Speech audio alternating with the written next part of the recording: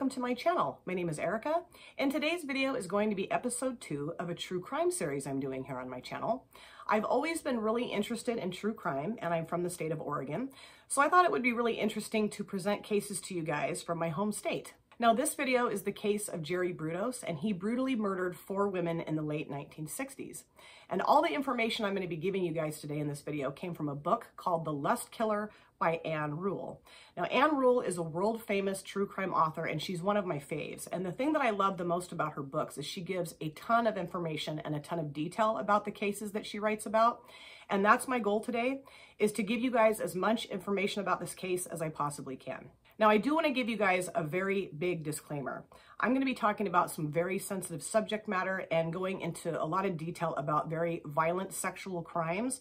So viewer discretion is highly advised, and I really would not have young viewers around while you're watching this video. So without any further ado, let's get into the case of Jerry Brudos.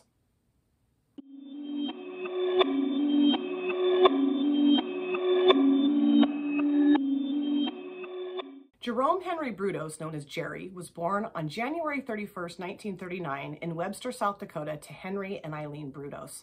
He was the second of 2 children. He had an older brother named Larry, about 3 years older than he was. And Henry and Eileen did not want to have another child. If it had been a girl, Eileen would have been thrilled. But when she gave birth to this red-haired, blue-eyed baby boy, she was not pleased. And she was not shy about sharing her displeasure with everyone around her, Jerry included. So basically from birth, Jerry knew that his mother did not love him, did not want him, and of course that set the stage for the rest of his life. Eileen was described as a plain woman, very plain in dress and plain in appearance. She was a hard worker, very sturdy, very solid, and Henry, his father, was 5'4" and described as having short man's complex. He had a very quick temper, very short fuse, but he doted on Eileen, and everything she asked him to do, he did without deviation. Now, the Brudos family moved several times throughout Jerry's childhood, primarily living on farms. And for whatever reason, the farms that they lived on didn't really yield much in terms of produce or livestock. So Jerry's father would have to work full-time jobs in town, but because of his horrible, awful temper, he wouldn't always keep jobs for very long. During the mid-1940s, when Jerry was about 5 years old, his family moved to Portland, Oregon. And at that point, Eileen didn't want to have really anything to do with taking care of Jerry or raising Jerry, so he was often left to his own devices. He would spend a lot of his time just kind of wandering around the neighborhood. And one day, he came upon a junkyard, and he went inside and started picking around through the garbage and found a beautiful pair of women's high-heeled shoes. Now, there was a woman that lived next door to Jerry that would shower him with a lot of affection and a lot of attention. I think she kind of knew that Eileen really wasn't taking care of him. And this woman was a beautiful dresser. She would wear blouses and skirts and dresses and stockings and high-heeled shoes. So when Jerry found these high-heeled shoes, he kind of tied it to the love and affection that this neighbor woman was giving him. And these shoes became his prized possession. So he took the shoes home with him, and he thought it would be really funny to provide some kind of comic relief to the family. He went and put on a pair of his mother's stockings, put the high-heeled shoes on, and paraded around the house in them.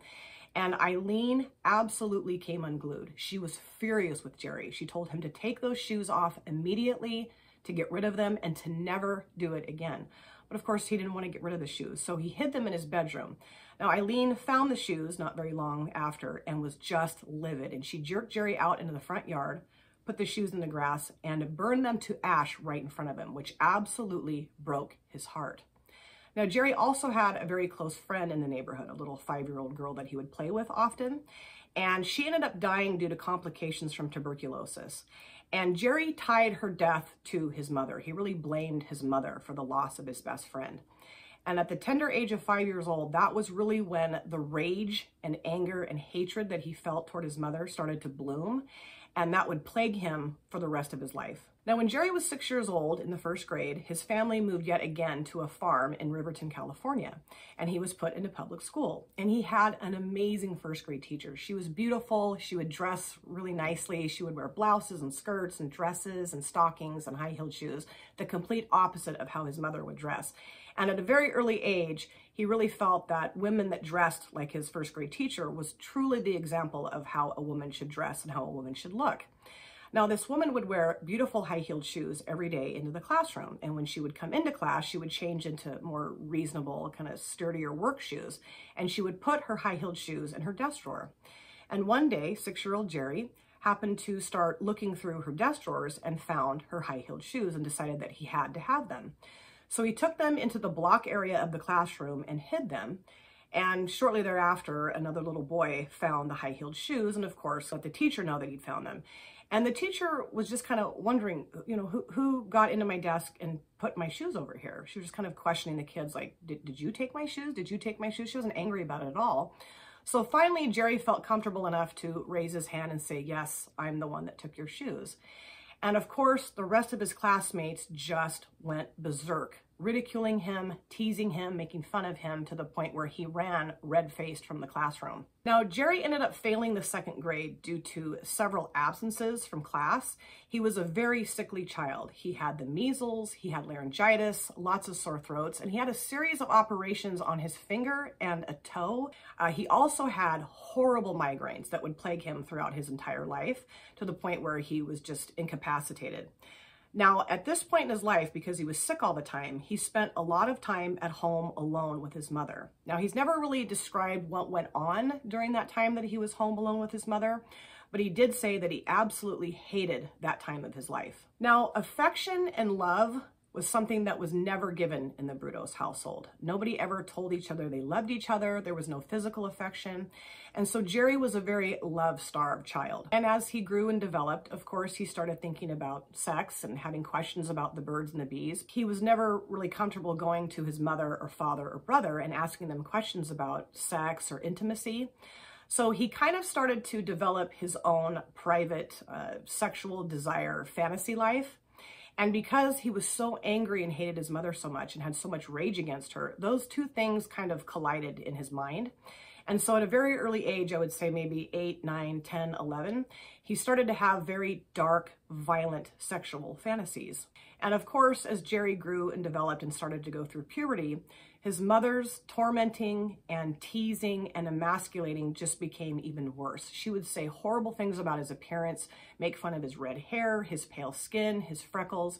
He was kind of overweight, so of course she would make fun of his body shape and just totally destroy any kind of ego or any kind of good feeling that he had about himself. So as Jerry grew into adolescence, he had a lot of rage and anger and confusion and frustration, a lot of shame about himself. And that really tainted how he viewed the world around him. Now, when Jerry was right in the grip of puberty, probably 11 or 12 years old, his family moved again to a farm in Grants Pass, Oregon. And he became friends with one of the neighbor boys. And this boy had several sisters. And so Jerry and his friend liked to snoop around in the girls' bedrooms. And this was the first time that Jerry was ever exposed to women's lingerie. And the lingerie that he found in this young girl's bedroom became a huge lustful obsession for him.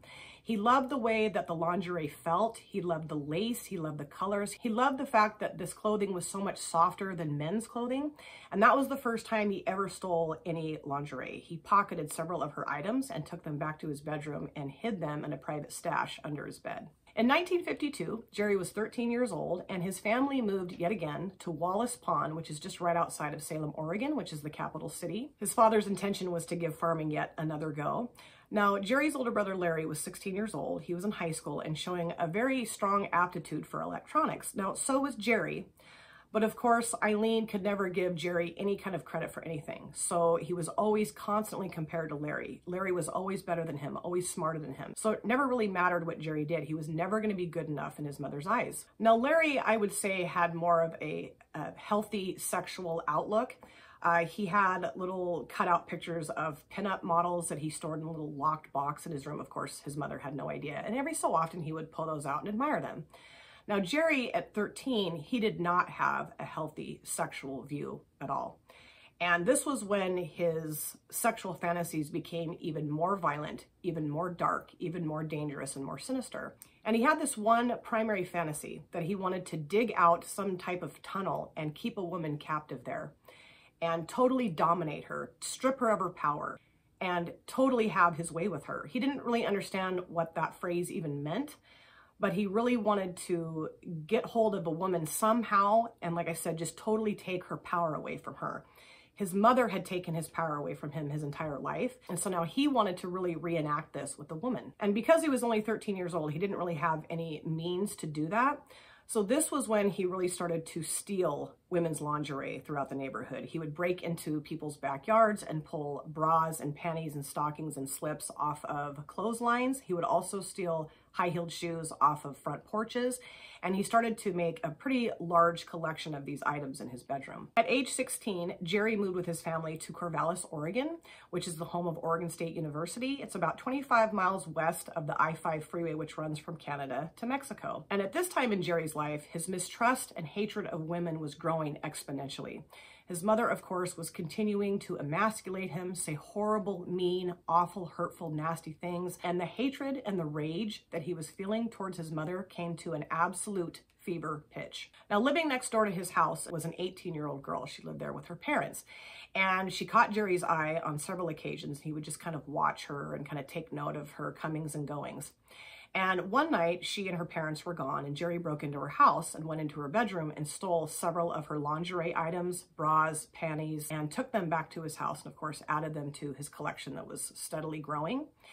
And he came up with a plan. He waited a couple of days, and then he called the 18-year-old girl and said that he was Jerry Brudos, lived next door, and that he was working undercover with the police, and that they knew that she'd had some items stolen, and that he was able to recover these items for her, and would she please come over later and he would give them back to her. Now, at first, she kind of thought it was a little strange, like, how would this neighbor kid know that I was missing lingerie items out of my room?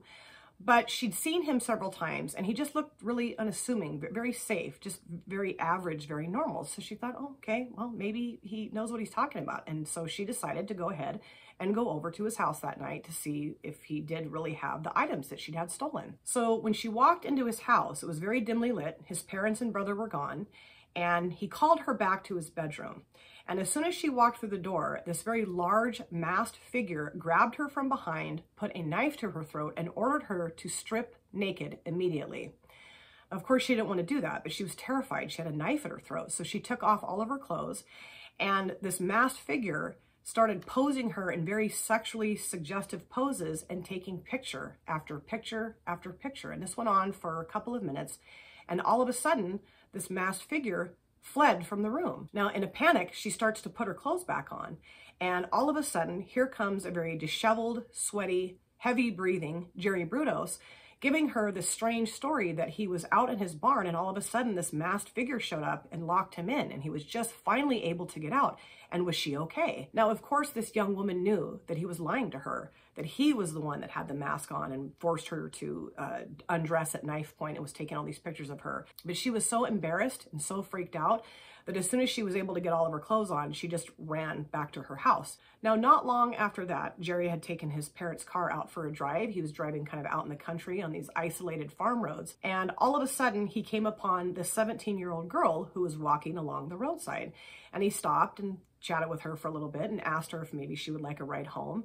Now, of course, yet again, Jerry looks very normal, very average, very harmless. So she thought, okay, great, I'll get a ride home. So she got in with him, and they continued down the road, and she was giving him directions on how to take her home. And rather than listening to the directions that she was giving him, he just kept driving further and further out into the country. And out of the corner of his eye, he sees this kind of overgrown driveway that leads up to this abandoned farmhouse. So he turns down the driveway, parks, and proceeds to get out of the vehicle, pull her out of the vehicle, and beat her severely. He was punching her in the head, the face, the chest, the neck. His goal was to beat her unconscious, remove all of her clothing, and take pictures of her. Now, luckily, there was an older couple that was driving down this same isolated farm road and saw the commotion going on down this driveway. So they pulled down the driveway and parked right behind Jerry, got out of the car, and confronted him. Now, he instantly stopped beating her and gave them this very strange, bizarre excuse, but they were able to get her away from him, get her into their car, and take her to the police station, where she did file a police report. So later that evening, the police show up at the Brudos house and ask to speak to Jerry, and Jerry immediately admits to what he did. Like it was no big deal. He just basically explained to the cops, yes, my goal was to beat her unconscious, remove her clothing, and take pictures of her. And the cops were like, well, that's a crime. So they did go into Jerry's room, and they searched, and they found his stash of lingerie and high-heeled shoes. And of course, his mother just lost her mind. I mean, she could not believe that her son was doing this. started calling him a freak, telling him what a loser he was, what an embarrassment he was, how he had totally humiliated her. And the cops thought, okay, we need to get him out of this house. So they did arrest him and charge him with assault and battery, took him down to the police station. However, they weren't really sure exactly what to do with him. They didn't know if they should turn him over to the Polk County Juvenile Department, or maybe there needed to be something more in terms of intervention here. So eventually they ended up admitting him into the Oregon State Hospital in Salem, Oregon, and he was put under psychiatric care. Now, when the psychiatrist that was working with him initially sat down and started talking to Jerry, he didn't really think that he looked like a sexual sadist. He looked very nondescript, very average, very normal. So he just really wasn't sure exactly what was going on here. Now, Jerry did start to divulge some information to the psychiatrist, let him know that he was very angry with his mother, that his mother had really done a lot of damage to him, was very verbally abusive. But there was a line where he stopped. He didn't go into a lot more detail than that. And he did share a little bit about his dark, sinister sexual fantasy life, but not as much as he should have. Now, the psychiatrist did state that Jerry never showed any kind of remorse. He never apologized for these two crimes, but he did say that he really wanted to be freed of his sexual deviant thoughts and desires. So the psychiatrist felt like he could work with him, that they could get him through this and maybe cure him of his problems. Now, his provisional diagnosis that the psychiatrist gave him when he first started treating Jerry was adjustment reaction of adolescence with sexual deviation and fetishism. And shortly thereafter, he gave him a second diagnosis of borderline schizophrenia and put him on a very strict medication regimen. Now, Jerry was not a full-time resident at the Oregon State Hospital. He was allowed to go during the day to classes, high school classes at North Salem High School. Now, none of his classmates knew what was going on. This wasn't something that people were talking about. And Jerry was a total loner. He had no friends, no girls were interested in him. People just kind of gave him a very wide berth. They just thought he was kind of strange, kind of awkward, just kind of a loser. So it wasn't like he was going to school and people were taunting him and teasing him about the fact that he had committed these crimes and that he was now a resident at the Oregon State Hospital. No one really knew anything about what was going on. Now, after spending close to 9 months at the Oregon State Hospital, Jerry was finally released. And the final report that the psychiatrist gave was basically that he was extremely immature and that he needed to go out into the real world, get a life, and grow up. He did graduate from high school with a C average, which was kind of surprising because Jerry Brudos had a pretty high IQ, but most of the people around him felt that he was very slow and possibly had a learning disability. He just never really applied himself totally when it came to school. He did go to Oregon State University for a little while, and he also went to the Salem Technical Vocational School to study electronics. In March of 1959, Jerry Brudos joined the Army. Initially, he was stationed at an Army base in Fort Ord, California, and then he was transferred to an Army base in Georgia, eventually receiving the rank of E2. However, he started to have a lot of very significant psychological problems while he was in the Army. At one point, he finally went to the staff psychiatrist and explained in great detail that he knew a woman had broken into the barracks and had begun to fondle him sexually, and he beat her to death. Now, none of that had ever happened. So after the staff psychiatrist met with him a few times, he felt that it was in Jerry's best interest, as well as the Army's, to discharge him. So at age 20, he moved back home to Corvallis, Oregon to live with both of his parents, which is not at all what he wanted to do. He absolutely hated his mother. Their relationship had gone from bad to worse to even worse. So having to be back home with her was his worst nightmare. And this is when he really started to kick into full gear. And now just going and stealing lingerie off clotheslines and off people's doorsteps just was not enough for him. So he took it to the next level. He started following women around Corvallis. And at one point, he followed a woman all the way back to her apartment. And as soon as she got to the door to go into the apartment, he attacked her. He grabbed her, threw her onto the ground, choked her unconscious, and then stole her high-heeled shoes, which he slept with for several days after. When Jerry was 23 years old, he took his very first job as an operations engineer at a local radio station in Corvallis, Oregon. Now, there was a boy that was about maybe 11, 12 years old that was kind of hanging out at the radio station, kind of their gopher, kind of their assistant, like would help out with different tasks. So Jerry went to this 12-year-old boy and asked him if he knew of any women that he could set Jerry up with. 23-year-old asking a 12-year-old if he knew of any women that he could set Jerry up with. But a few days later, this kid brought 17-year-old Darcy Metzler down to the radio station to meet Jerry. Now, Darcy was a very pretty girl, beautiful blue eyes, really cute hairdo, really cute dresser. But she was very naive, very sheltered, really didn't have a whole lot of dating experience. Jerry thought she was very attractive and was very interested in her, but at first she was not really that interested in Jerry. She thought he dressed very slovenly, she didn't like his hair, just wasn't very attracted to him. But he was very kind and very nice to her. He would listen to her, pay a lot of attention to her, and kind of shower her with physical affection. And she did the same for Jerry. She would listen to him, laugh at his jokes, was very kind, very tender to him. Now, Darcy was raised by a father that was very dominating, kind of kept the whole family under his thumb. And of course, he hated Jerry, which in turn sparked this relationship even more. She really was desperate to get away from her father. And that was something that Jerry talked about later on when he was asked if he ever really loved his wife. He said that yes, he did love her, but their relationship was more one of convenience. He really wanted to have sex, and she really wanted to get away from her father, so it just kind of worked out for them to be together. They did start dating pretty hot and heavy, and within 6 weeks were in a full-blown sexual relationship.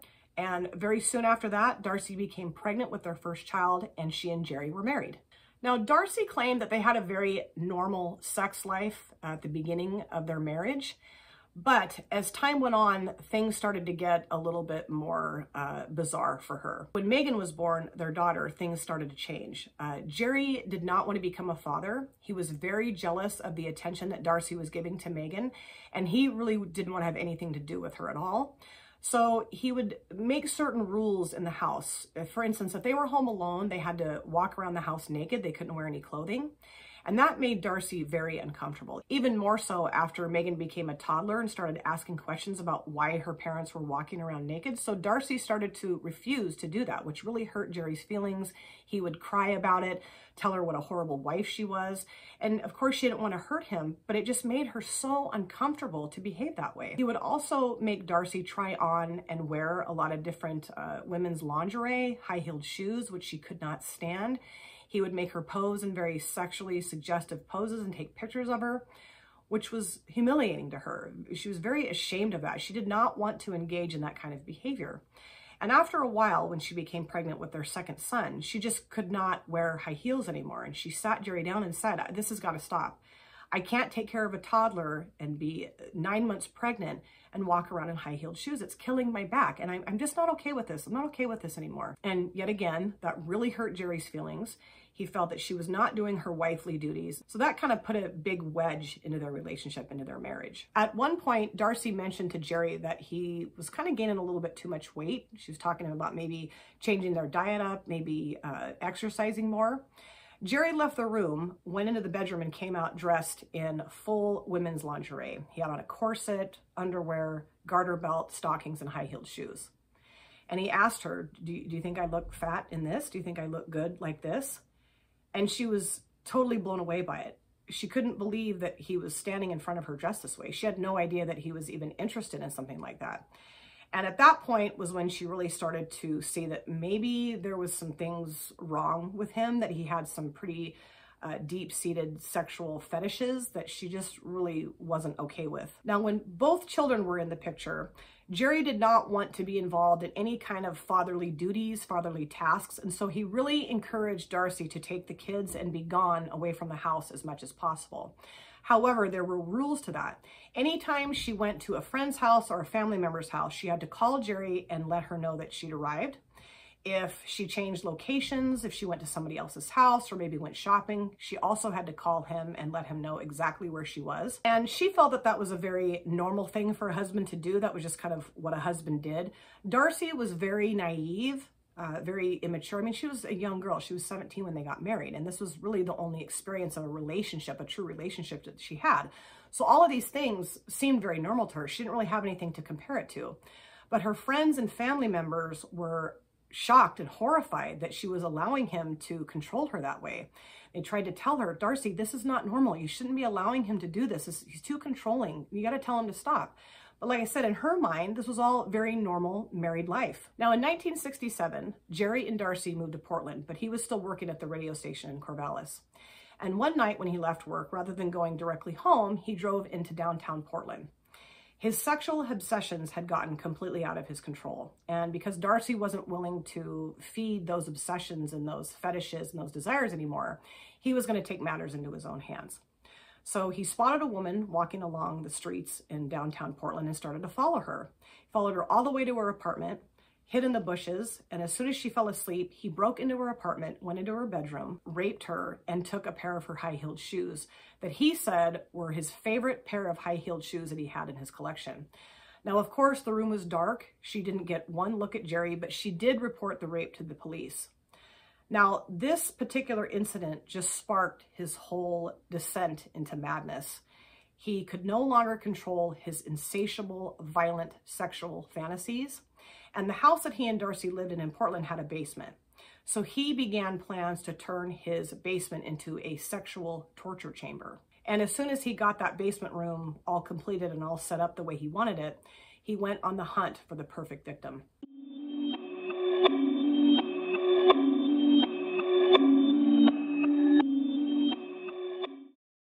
On January 29th, 1968, 19-year-old Linda Slauson was walking the streets of a Portland suburb neighborhood selling encyclopedia sets door to door. Linda was a beautiful young girl, very smart, and although this was not her dream job, it was helping her pay the bills. She was able to pay her rent and buy her groceries.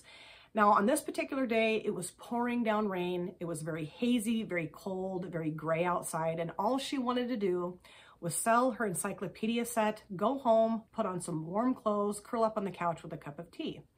So she pulls out her address sheet that has the addresses listed that she's supposed to go to sell these encyclopedia sets. And it was so rainy that it had smeared the addresses. She had no idea where she was supposed to go. And all of a sudden, she hears this man calling to her from down the street, and she looks up, and here's Jerry Brudos standing in his front yard. And she thinks, oh, maybe this is the house I'm supposed to go to. And he looked totally harmless. You know, kind of overweight, kind of pudgy, pale skin, freckles, red hair. She thought he looked pretty nondescript, pretty safe. So she walked up to him and started chatting with him. And he said, yes, I would love to buy a set of encyclopedias from you. I have a little girl. Why don't you come inside and we can sit down and chat about this, because my daughter is going to be so excited to have her very own set of encyclopedias. So Linda started walking towards the front door, and Jerry took her by the elbow and said, actually, I have some company here. Why don't we go downstairs to my basement room where it's a little bit quieter and we can talk a little bit easier. So Linda followed him down into the basement room. He pulled out a metal stool for her to sit on, and they were just sitting there kind of making small talk. Again, Jerry going on and on about how excited he was to give his daughter her very first set of encyclopedias. And Jerry noticed that the overhead light wasn't on. So he said, you know, I'm going to get up and turn the light on so we can see better in here. He walked around Linda Slauson, picked up a 4-foot 2x4 and bashed her over the head with it. She fell to the floor. He leapt on her and strangled her to death. He got himself together, regained his composure, put her dead body under the stairway, walked up the stairs, and proceeded to have dinner with his mother and 2 children. Darcy was out of the house that night visiting a friend. So while Linda Slauson's dead body was hidden under his stairway, he sat with his mother and 2 children and had hamburgers and French fries. As soon as he was done eating dinner, he went back down into the basement. He pulled Linda's dead body out from under the stairway. He removed all of her clothing and admired the pretty bra and panty set that she was wearing. Then he removed those and started to redress her in items that he had from his own lingerie stash, like she was his own private life-size doll. Not only that, but he was posing her in very sexually suggestive poses and taking tons and tons of pictures of her. This went on into the wee hours of the morning, and he finally realized that he had a dead body in his basement, and he knew he couldn't keep her there. So he took out a hacksaw and removed her left foot, wrapped it in plastic, and put it in his freezer. And periodically he would take that foot out and model his high-heeled shoes on it until it eventually lost its shape. He then wrapped her body in a blanket, put it in the back of his green station wagon, and drove out to a covered bridge area along the Willamette River. He tied her to a car engine and threw her body into the Willamette River. On November 26, 1968, 23-year-old Jan Whitney was finishing up some classes at the University of Oregon in Eugene. Her plan was to hop into her red and white Nash Rambler and head on up the I-5 freeway to McMinnville, Oregon, where she was from, to celebrate Thanksgiving with her family. Not too long into her journey up I-5, she came across 2 male hitchhikers, young, maybe in their 20s, male hitchhikers, And they looked harmless enough. And you got to remember, this is the late 60s, so hitchhiking was very common. So she pulled over onto the side of the freeway, had these two guys hop in, and they took off back down the freeway towards McMinnville. Now, about 6 miles south of Albany, which is a town that's basically right in between Eugene and McMinnville, her car just conked out, just stopped running. And so she very carefully eased the car onto the side of the freeway. She and both of her passengers got out and they were trying to figure out what the hell had gone on with her car, but nobody had any mechanical experience. Now, at the same exact time, Jerry Brudos was coming up the I-5 freeway. And of course, his eyes caught Jan Whitney. So he immediately pulled over, got out, started chatting with Jan and her two passengers to find out what was going on here. Jan explained that she had no idea what was going on, but that her car just completely stopped running. Jerry said, you know what? I'm very mechanical. Why don't you guys hop in the car? I'll take you two to the next freeway on-ramp. And then Jan, you can come with me back to my house. He was now living in Salem. And he had several tools that he could grab and take her back to her car, and he could fix it for her and get her back on the road. So she agreed. Again, Jerry looks very unassuming, very safe, so she felt like she was in great hands with him. So Jerry did just that. He took the two passengers, the two hitchhikers, to the next freeway on-ramp and then continued on to Salem, which is about another, maybe, I don't know, half an hour, 45 minutes away. So they pulled into the driveway of his Center Street house in Salem, Oregon, and he told her that he needed to go inside and just let his wife know what was going on. But actually, Darcy and the children were not home, but of course, Jan would have no way of knowing that. So Jerry went into the house and he retrieved a leather postal strap, which is used to carry large bundles of mail.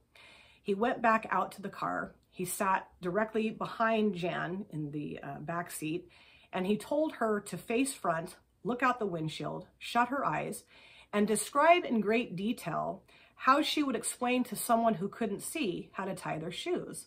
Don't use your hands, just use your words. Tell me exactly how you would describe to someone who cannot see how to tie their shoes. And so she started telling him exactly how she would explain this process to someone. He then took the leather strap, wrapped it around her neck, pulled it tight. He got out of the back seat, pulled the strap through the seat, and then slammed the door shut, essentially strangling her to death.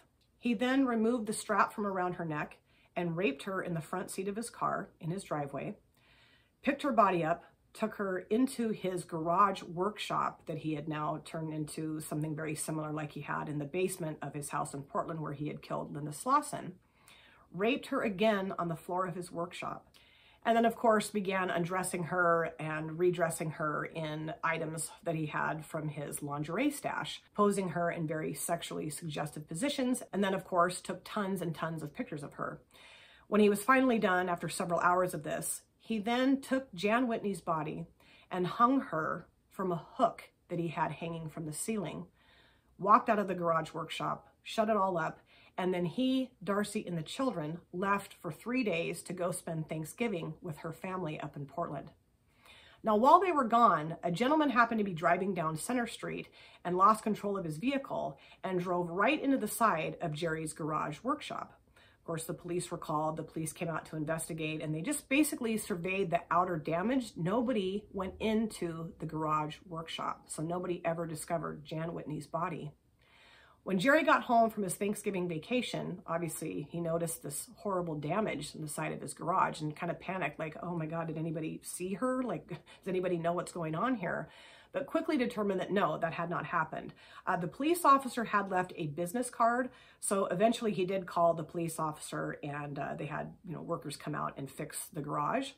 But what he did before he disposed of Jan Whitney's body is he removed her from the hook, laid her on the floor of his workshop, and removed her right breast, because of course now he wants to keep a trophy from one of his victims. He used that breast to create a metal paperweight. He then wrapped Jan Whitney's body up in a blanket, very similar to what he did with Linda Slauson, put her in the back of his green station wagon, and drove her to some body of water. He never would admit exactly what body of water he took her to, but he did say that he tied her to some very heavy car machinery and again tossed her into the river. On March 27, 1969, Karen Sprinker, a 19-year-old freshman at Oregon State University, was just beginning her spring vacation. And her plan was to go to the Myron Frank Shopping Center in Salem, Oregon, and visit her mom. They were going to have lunch together in the restaurant on top of Myron Frank, and then the two of them were going to go do some spring clothes shopping together. Karen was a very sweet, very kind, very innocent young girl. She had beautiful, thick black hair that fell to her shoulders, and she was just loving life. She was living in Callahan Hall. It was a dormitory on the Oregon State University campus, and just thoroughly enjoying her college experience. Now, on this particular day, she was dressed very smartly in a sage green sweater set, kind of a sweater jacket with a little skirt, very low-heeled, sensible shoes. And she drove into the parking structure next to Meyer and Frank. She got out of her car and started walking towards the door that led into the mall. All of a sudden, Jerry Brudos walks out of the shadows carrying a toy pistol. He walks right up behind Karen Sprinker, grabs a hold of her, puts the toy pistol in her back and says, "Do not make a move, do not scream, stay quiet, come with me." And she did exactly what she was told to do. She was quiet, she didn't scream, she didn't fight, she didn't argue. She just followed Jerry right over to his green station wagon. They got in and he took off and drove her back to his house on Center Street. He got her out of the car, he took her into his garage workshop, he raped her there. And when he was done raping her, she asked if she could go to the bathroom. And he did let her go into his house to use the restroom. But when he brought her back out into the garage again, he had her sit down on the floor and he put this rope around her neck that was attached to what's called a come-along system. It's kind of like a winch that is kind of like hangs from the ceiling. Basically what you do is you put heavy objects in it and then you pull the other end of the rope and it helps pull the heavy object off of the floor. So he put her into this rope contraption, took the other end of the rope and pulled her off the ground, essentially hanging her. He then took her lifeless body, laid it on the cold garage floor, undressed her and redressed her, of course, in various items from his lingerie stash. Of course, posed her in very sexually suggestive positions, and again, took tons and tons of pictures of her. When he had his fill of doing that, he then removed both of her breasts, again, to keep some kind of trophy from her, and also attempted to create metal paperweights from her breasts as well. He then took one of his own bras from his collection. It was like a waist-length black bra and put that on her. He stuffed the cups of the bra full of brown paper towels, put her clothes back on her, wrapped her in a blanket, put her in the back of his green station wagon, and then drove her down to the Long Tom River, which wasn't very far away from his house on Center Street. It's a tributary of the Willamette River. Again, tied her to a very heavy piece of car equipment and threw her into the Long Tom River. On April 23rd, 1969, 22-year-old Linda Sally was living her best life. She was little, but she was mighty. She was very strong, very athletic, had a really cute ash blonde pompadour hairstyle, which was kind of the style of the late 60s. And her whole goal for this day was to go shopping at the Lloyd Center Shopping Center in Portland, Oregon for her boyfriend's upcoming birthday. She was madly in love with her boyfriend and loved to spoil him. And she was so excited to go to the mall and pick him out some very special gifts. And after she was done shopping, her plan was to go to the East Side YMCA and have a swim and hang out with her boyfriend, who was a lifeguard there. So around 4:30, she got off work and headed directly to the Lloyd Center Shopping Center. She parked in the covered parking structure, went into the mall, and had a wonderful time shopping. After she was done shopping, she headed right back to her car that was in the covered parking structure. And as she approached her vehicle, Jerry Brudos walked up to her brandishing a fake security badge and said that she was under suspicion of shoplifting in several of the stores that she'd been shopping in, and that she needed to put her bags into her car and follow him to his car, and he was going to take her down to the police headquarters and discuss this shoplifting charge. And of course, she went with him willingly. I mean, she wanted to get this straightened up right away. Of course, she would never shoplift. So she followed Jerry to his green station wagon, got in, and he proceeded to drive her back to his house on Center Street in Salem, Oregon, which was about a good hour away from the Lloyd Center Shopping Center. And I cannot imagine what must have been going through her head as she noticed that they were getting onto the freeway and heading towards Salem. I don't know, he may have told her that that's where the shoplifting headquarters were, or the police headquarters were. I have no idea.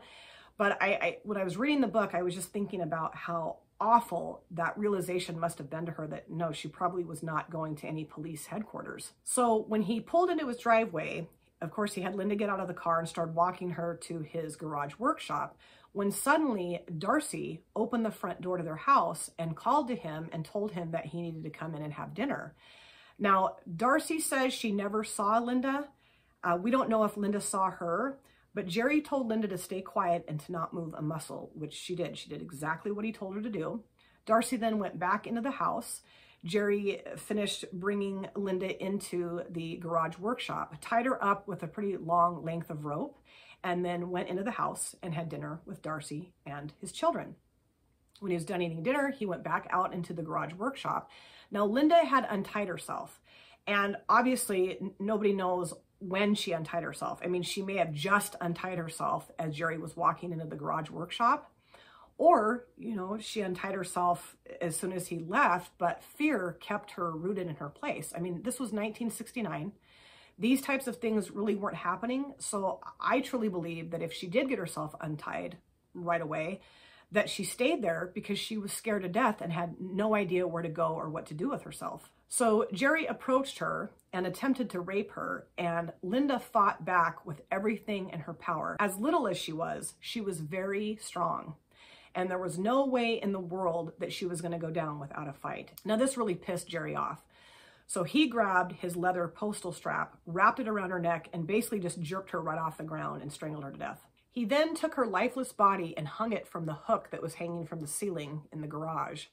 He went and got 2 hypodermic needles and inserted those into her rib cage. Went and got 2 electric leads that he had hooked up to an electrical source and turned that on in an attempt to electrocute her. He wanted to watch her dance. He really wanted to punish her even more, even after her death, because she fought him so hard, but he just ended up burning her severely. Again, he did like he did with all of his other victims. He took off all of her clothing. He put on different pieces of his lingerie collection. He posed her in very sexually suggestive poses, and again, took tons of pictures of her. Now, he didn't take any trophy from her. He didn't remove her breasts because he felt that she had ugly, unseemly breasts. But he did, just like he did with the other victims, wrapped her up in a blanket, put her in the back of his green station wagon, took her down again to the Long Tom River, tied a very heavy piece of car equipment like a car engine to her body, and threw her overboard. Now, all 4 of these women were reported missing right away by family members, parents, boyfriends, that sort of thing. And the interesting thing was that even though these women disappeared in different areas in Oregon, the police departments that were leading the investigations were communicating really well with one another. They were talking about different aspects of the disappearances, different things that maybe were left behind, you know, in their vehicles, things like that. And quickly determined that, yes, there was a pattern here. And they felt very strongly that the same man had abducted all 4 of these women. Now, Jim Stovall, he was the lead investigator of this case. He was a detective at the Salem Police Department and had been a detective for several years. And he had kind of a sixth sense for police work. I mean, the things that he could figure out and come up with were just amazing. So he was put in charge, and he really wanted to just all steam ahead, figure out what was going on, where these women were, and who was abducting them. And finally, on May 10th, 1969, a huge break came in the case.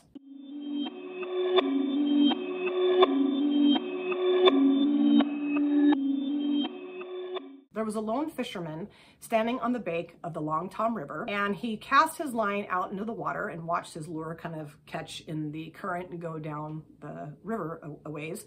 And all of a sudden he noticed that his lure got hung up on something towards the side of the river.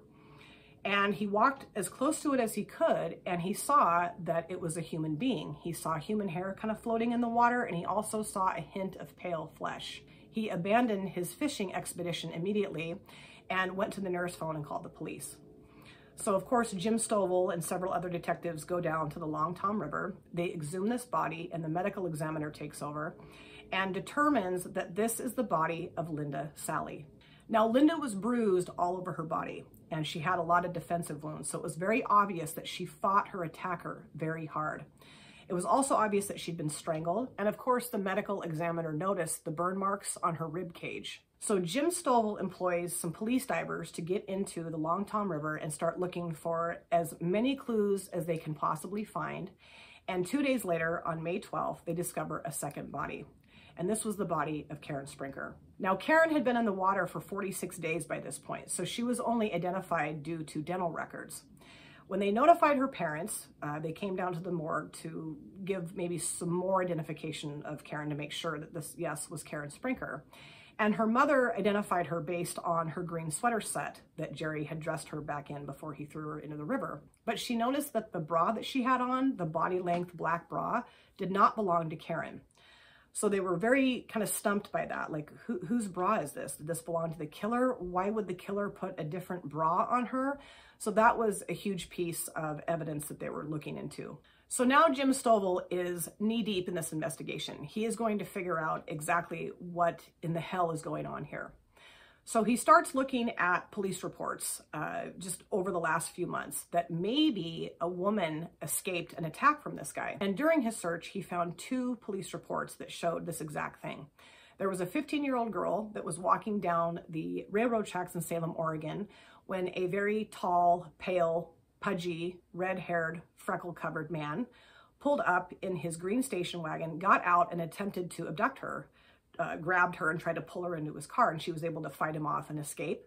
There was another report from a woman in her 20s that was a student at the Portland State University who was walking to her car in a covered parking structure on the university campus.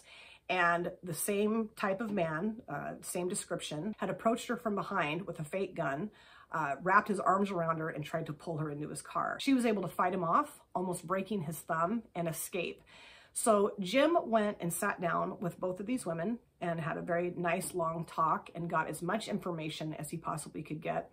And of course was taking copious notes that he would refer to quite frequently throughout the investigation. Now, Jim Stovall kind of had like a sixth sense when it came to investigative work, and he started really focusing in on the fact that Karen Sprinker was a freshman at Oregon State University and lived in Callahan Hall. So he thought it would be really worthwhile to go to Callahan Hall and talk to some of the female students and maybe see if there was a strange guy kind of hanging out in the parking lot or around Callahan Hall. Maybe that's where he discovered Karen Sprinker. So Jim and 2 other detectives go to Callahan Hall and they start talking to various female students there. And a similar common story started to show. Several women said that a man called the main phone in the common area of Callahan Hall on several occasions asking for a Debbie or a Susie or a Lori, just kind of picking common names. And typically there would be somebody with that name close by. And she would get on the phone and talk to this guy. And he said that he was a Vietnam veteran, that he'd been a prisoner of war for 3 years, that he was extremely lonely and just craving female attention. Now, none of the women that he spoke to agreed to meet him on a date, which is what he was after, except for one. One woman agreed to meet him in the common room of Callahan Hall. Then they went on a coffee date together. And she explained to Jim Stovall that the entire time they were sitting having coffee together, all he wanted to talk about were these 4 women that had been abducted and that were missing. He wanted to know what she thought happened to them. Did you think they were raped? Do you think they were killed? Almost like he wanted to see what her reaction would be to what he was saying. And it totally freaked her out, and she had made a decision that she was never going to do this again. But Jim Stovall said, you know, I have a strong feeling that this guy is going to do this again. I really believe at some point he's going to call you again and want to see you again. And I'm asking you to please say yes. Stall him if you can, you know, tell him to come meet you in 45 minutes to an hour. And then, of course, call us and we'll come and hang out in the lounge here and wait for him to come. And then we'll approach him and talk to him. And that's exactly what happened. On May 25th, 1969, Jerry Brudos did indeed call the phone that was in the common room of Callahan Hall asking to speak to this woman. She got on the phone and he asked if she would meet him again. And she said, yes, give me 45 minutes and I'll meet you down here in the common room. So of course she gets on the phone immediately with Jim Stovall. He and 2 other detectives come and they're just hanging out in the common room area. And in walks Jerry Brudos, this pale, tall, pudgy, average looking guy with freckles and red hair. So they approached Jerry and basically just said to him, like, what are you doing here? Like, you're way too old to be hanging out with girls this young. You need to leave. Don't bother her anymore. Don't call her anymore. You need to take off. So he did. He just kind of turned around and shuffled off to his green station wagon and left. Now, Jim Stovall and these other detectives had just a gut hunch that this was their man. So they started following him. They started kind of monitoring his movements. And within a couple of days of their meeting in Callahan Hall, a couple of the detectives actually went to his house on Center Street just to kind of talk to him, just to get some more information about him, just kind of see what he was about. And they did do kind of a little search of the property of his house. And one of the detectives actually went into his garage workshop, and his blood ran cold when he looked up in the ceiling and saw this huge hook, saw the rope come along system, saw this strange blue shag rug, looked like a photographer's rug, sitting on the floor, and thinking, okay, something is not right here. He just knew that something was very sinister had been going on in this workshop. So they go back to Jim Stovall, they give him all this information, and he's like, okay, we got to figure out some way to nab this guy. So he gets a black and white photo. He goes and meets with the two women that had escaped this attack, the 15-year-old and the 20-something-year-old, and puts Jerry's picture amongst a bunch of other mug shots of other men. And both of these women instantly picked Jerry Brudos as the man that had attempted to abduct them. So he's like, Eureka, we got it. So he goes and meets with the judge and presents all this information to the judge, and the judge immediately issues an arrest warrant. So he tells two of the detectives to go to the Center Street address, arrest Jerry Brudos, bring him back to the police station so that Jim Stovall can interrogate him. Jerry's house was already under surveillance, and the police officer that was surveilling the house radioed into the police station and said that Jerry, his wife, and both of his children had gotten into the green station wagon and had taken off and are now flying down the I-5 freeway. So Jim, in a panic, says, you guys, go after him right now. So, of course, they hop in their police cruisers, lights and sirens, take off after Jerry Brudos. Now, he had been driving the car, but while they were on the freeway, Darcy took his place, and he leapt over the seat, got in the back seat, and covered himself with a blanket. So when the police were finally able to pull her over, they pulled Jerry from underneath of a blanket in the back seat of his car, put him in the back of a police cruiser, and took him directly down to the Salem Police Department so that Jim Stovall could interrogate him. Now, Darcy had no idea what was going on. She claimed she had no knowledge of any of Jerry's crimes. She knew that he had some kind of strange sexual fetishes and like an obsession with lingerie and high-heeled shoes, but she claimed that she really had no idea what was going on at all. So she has no clue why he's being arrested. None. Anyway, they take him down to the police station and they put him in an interrogation room with Jim Stovall. And Jerry Brudos believed that he could outsmart the police by bragging to Jim Stovall and going into great detail about each crime that he had committed with Linda Slauson, with Jan Whitney, with Karen Sprinker, and with Linda Sally. Told him everything he would ever want to know and then some, not realizing that he was confessing to 4 murders. Now, the problem was that they only had 2 bodies, Karen and Linda's. They didn't have Linda Slauson's body, and they didn't have Jan Whitney's. They never found either one of those bodies. So, of course, they booked him into the jail on 2 counts of first-degree murder. And then the mad hunt was on to go to his house, into his house and into the garage workshop and collect as much evidence as they possibly could. So, of course, several detectives go to the Center Street address. They go into his workshop and just pick it apart. They took pictures of the hook in the ceiling, the come-along rope system, the shag rug on the carpet. There was a tool chest, all this big, heavy car equipment. Obviously, they had found both of the engines that Karen and Linda had been tied to. They also noticed that he had a ton of rope and nylon cordage in the garage workshop that matched the exact same cordage that was wrapped around both Karen and Linda's bodies. They also noticed that there were knots in that rope that matched the exact same knots that were in the ropes that were around both of the victims as well. And right as they were getting ready to leave the garage workshop to go into his house to search, they looked over and saw like a little workbench in the garage, and there was this little photo, like a little corner of a photo sticking out. And they went over and pulled out this picture, and it was of a naked woman hanging from the ceiling, hanging from the hook in the ceiling. And in the very lower right corner of the photo was Jerry Brudos' face. He hadn't moved back enough when he had used a little remote control device to take the picture and caught his own lust-filled image in the photo. When the detectives went into the house, Darcy, of course, has no idea why they're there or what they're doing. They start searching. They find his lingerie stash and his extensive high-heeled shoe stash up in the attic. They also found 2 metal breast paperweights on the mantle in his living room. They also found notebook after notebook full of pictures of women in all states of dress, naked, in various pieces of his lingerie collection. The interesting thing was, though, is that he had cut out their heads so you could just see their bodies from like their shoulders down. There were several pictures of Darcy herself in there, and they also found several pictures that Jerry had taken of himself dressed in different pieces of his lingerie collection. So, of course, Jerry was given an attorney, and his name was George Drake, and he'd actually gone to high school with Jerry Brudos, but had no recollection of ever even seeing Jerry at high school. Like I said, he was a total loner, just kind of lived on the fringes. So he was pretty surprised to find out that he and Jerry had gone to high school together.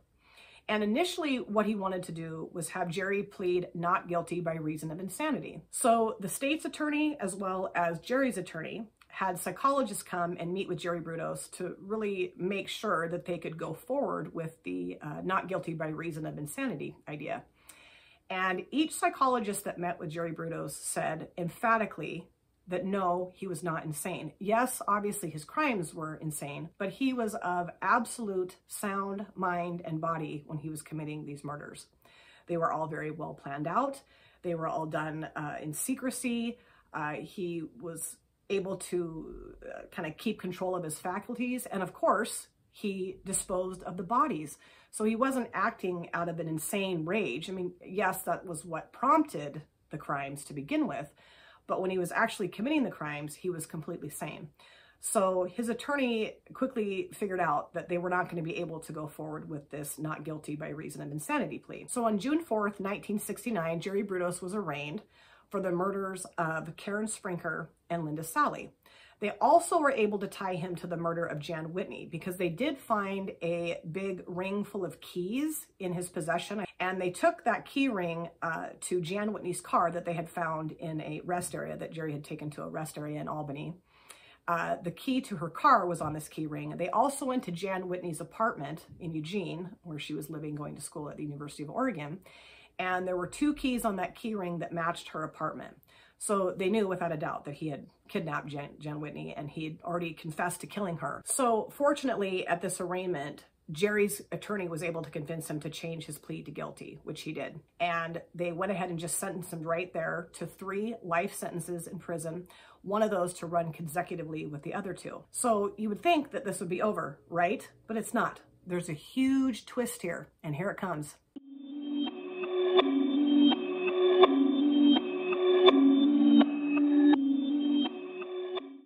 There was a neighbor that lived behind the Brudos family on Center Street. Her house kind of butted up against, well, not totally against, but next to the garage workshop. And on March 27th, the day that Karen Sprinker was murdered, this woman who lived behind the Brudos house, she had her sister over, and they were sitting down at the kitchen table having coffee. The sister stated that she clearly remembered Jerry walking a blanketed Karen Sprinker to the front door of his house, Darcy Brudos opening the front door and allowing them both to come in.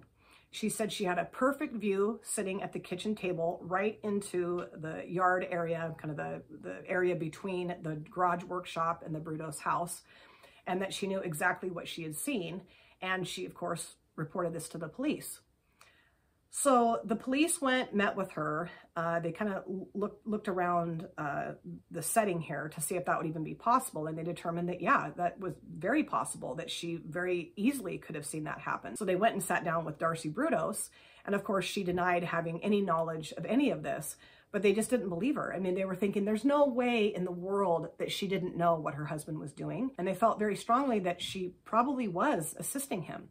So she was charged with aiding and abetting a criminal and was arrested and housed at the Salem jail. Both of her kids, Megan and Jason, were put into foster care. So on August 7th of 1969, Darcy Brudos' trial began. Every single piece of evidence, every single aspect of this case was brought forward in this trial to try to prove that Darcy Brudos assisted her husband in murdering, maybe even abducting, these 4 women. Now, the neighbor's sister, of course, did get onto the stand and she testified. However, her testimony was iffy at best. There was a lot of things that she just couldn't remember anymore, very, very different from what she gave in her police report. When they asked her what color blanket Karen had over the top of her, she couldn't remember the color of the blanket. She also said in her police report that there was a band around the blanket. And when they asked her about that in court, she couldn't remember that at all. She didn't remember even saying that. There was just a lot of holes in her testimony. They also had pictures taken of her vantage point sitting at the kitchen table looking out towards the Brudos home. And there was absolutely no way that she could have seen what she said she saw. There was a fence and I believe a tree in her way and in her line of sight. They also brought Megan, Jerry and Darcy's 6-year-old daughter, to the stand and questioned her about things she saw growing up in the Brudos house. Did she see any of these women? Did she know that her father was committing any of these crimes? Did she ever see her mother with any of these women? And of course, Megan's testimony was all over the place too. She was 6 years old. At first she said, yes, she had seen these women. Then she said, no, I've never seen these women. I've never seen my dad with these women. I've never seen my mom with these women. It was just kind of a very bizarre trial. And I really do feel very sorry for this poor little girl that she was put on the stand and made to testify against her own mother. I mean, her father had just gone to prison for life and now she's having to testify against her own mother.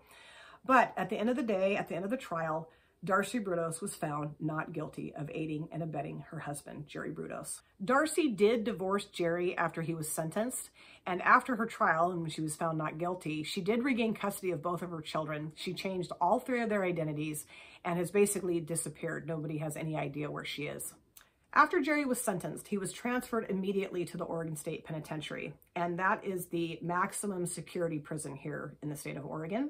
And because he was a woman killer and a rapist, he was at the very bottom of the totem pole amongst the criminal hierarchy that exists within the prison system. He was taunted, he was tormented, he was attacked. At one point, he was actually hit upside the head with a bucket full of water and lost some hearing in his left ear. And he tried everything he could to get transferred to a different prison. He appealed his 3 life sentences twice, and he also requested a new trial, and each of those were denied. He did pass away in 2006 due to liver cancer, and at the time of his death, he was the longest incarcerated man in Oregon criminal history. Now, Jim Stovall, the lead investigator, he became one of the most well-known and well-respected detectives in the United States. Now, the FBI even employed him on several occasions to help out with very difficult, complicated murder cases. He had a sixth sense, like I said before, and he came up with some amazing psychological profiles that helped bring down some of the most notorious murderers in United States history. He did pass away in 2017, unfortunately, but he left a wonderful legacy behind him, not only in terms of his police work, but he was a wonderful and loving family man. Now, of course, I have to end this video by giving you guys my 2 cents about Jerry Brudos and this whole case here. And I understand that Jerry had a pretty rough childhood. His mother had a lot of problems, and she never should have been a mother, as far as I'm concerned. And I understand that he was mentally ill. I mean, he had a lot of thoughts and feelings inside of him that were very skewed and very damaged from a very early age. But I don't think there's any excuse to behave the way that he did and to go and kidnap these 4 women, plan out these kidnappings, plan out these murders, and take these 4 beautiful, incredible, innocent lives off this earth forever. It's not okay. And I was so sickened by so many things I read in that book. So sickened. I just couldn't believe some of the things that he would think about, things that he believed. And I just feel so much sadness and so much empathy for the families of these women.